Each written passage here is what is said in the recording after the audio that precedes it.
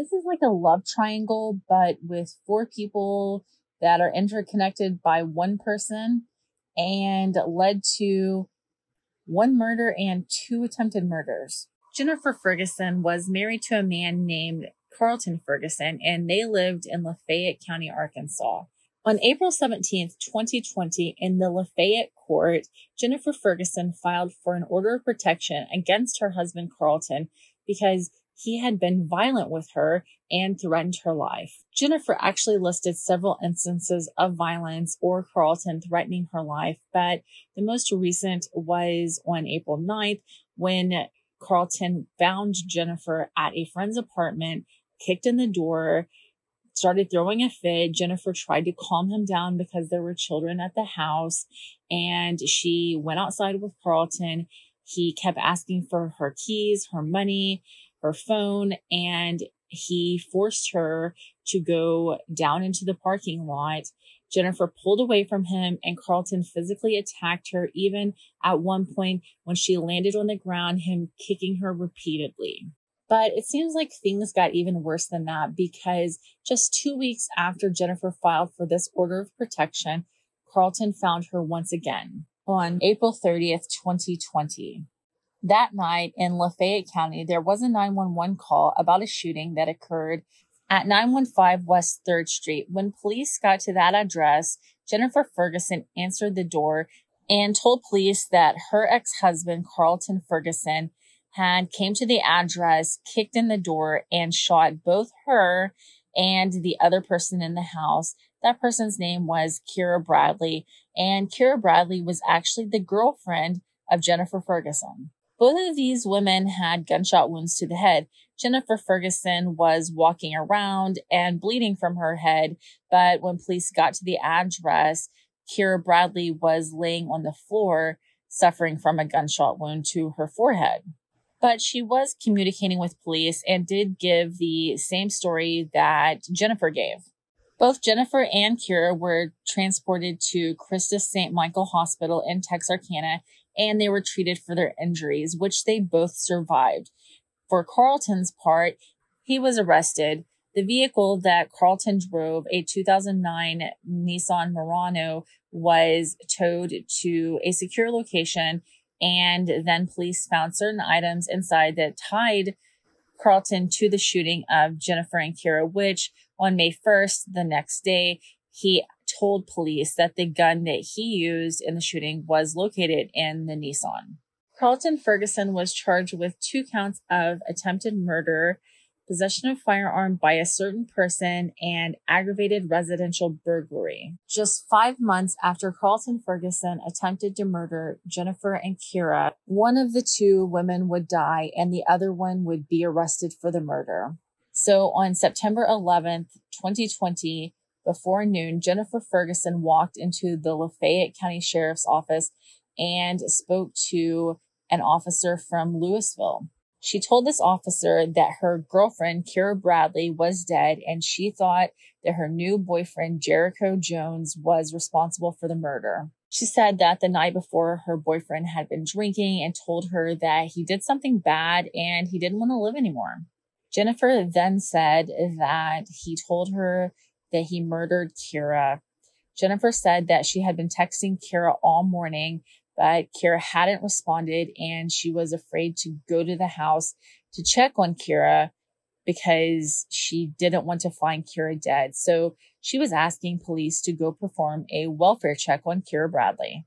I don't know. I just kind of feel like she set this officer up to find the body of her girlfriend, and it's like setting him up for failure. So when the officer got to Jennifer Ferguson's home, he saw that the door wasn't shut completely. So he went in and found Kira Bradley deceased in the bedroom. She was laying on the floor face down and had suffered a trauma to her head.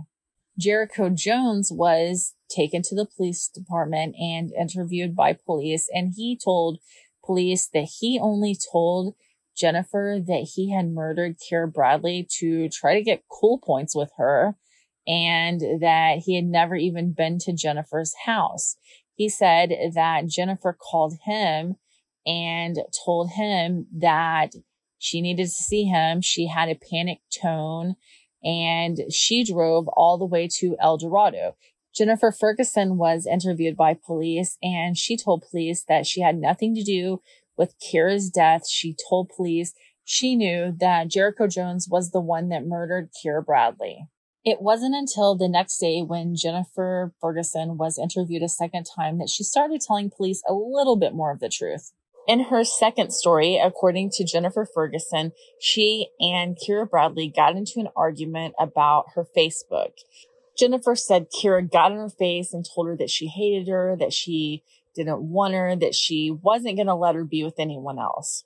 Jennifer said that Kira pushed her down, got on top of her, and started hitting her. Then Jennifer was able to push Kira off, but when she pushed Kira off, Kira ran and got a sawed-off shotgun that Kira slept with. Jennifer said that Kira cocked the gun, and then they started fighting over it, and Kira was accidentally shot with her own gun.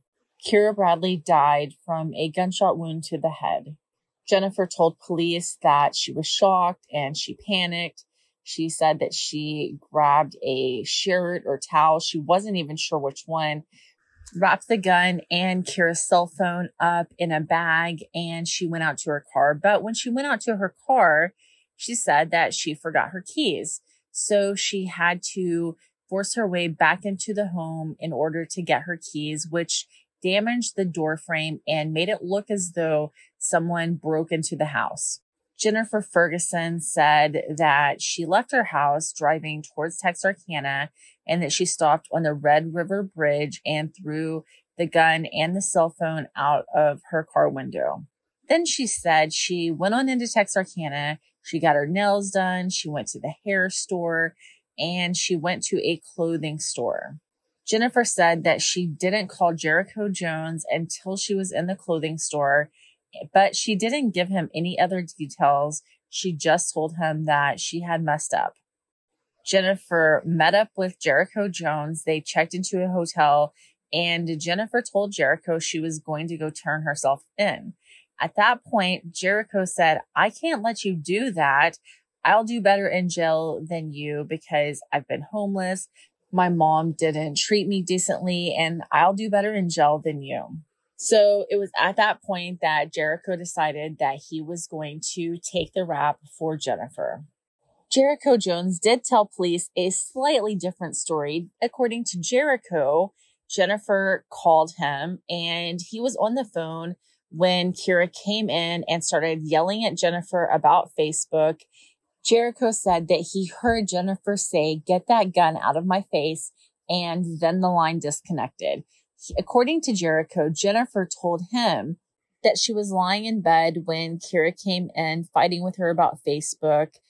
Jericho said that Jennifer told him that she asked Kira to leave the house, but Kira refused. And Kira told Jennifer, according to Jennifer, that she had taken a bullet for her, and if she couldn't have her, no one else would.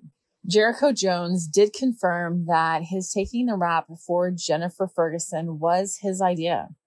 So Jericho Jones was arrested and charged with hindering apprehension or prosecution for concocting the story and telling it to police that he's the one that committed the murder of Kira Bradley. Jennifer Ferguson was arrested and charged with first-degree murder in the murder of Kira Bradley. So let's unravel this mess as far as charges, sentences, and court. In July of 2021, Carlton Ferguson pled guilty to first-degree battery and being a certain person in possession of a firearm. His other charges were dismissed. Carlton Ferguson was sentenced to 20 years on each charge. That sentence runs concurrent. He's currently in the Arkansas Department of Corrections, but he is eligible for parole in 2025. In December of 2020, Jericho Jones pled guilty to hindering apprehension or prosecution, and he was sentenced to 6 years probation. In November 2021, Jennifer Ferguson, who also goes by Jennifer Keener, pled guilty to first-degree murder. Jennifer was sentenced to 40 years in the Arkansas Department of Corrections. As of right now, it looks like Jennifer Ferguson will be eligible for parole in 2059. At that point, she will be in her 70s.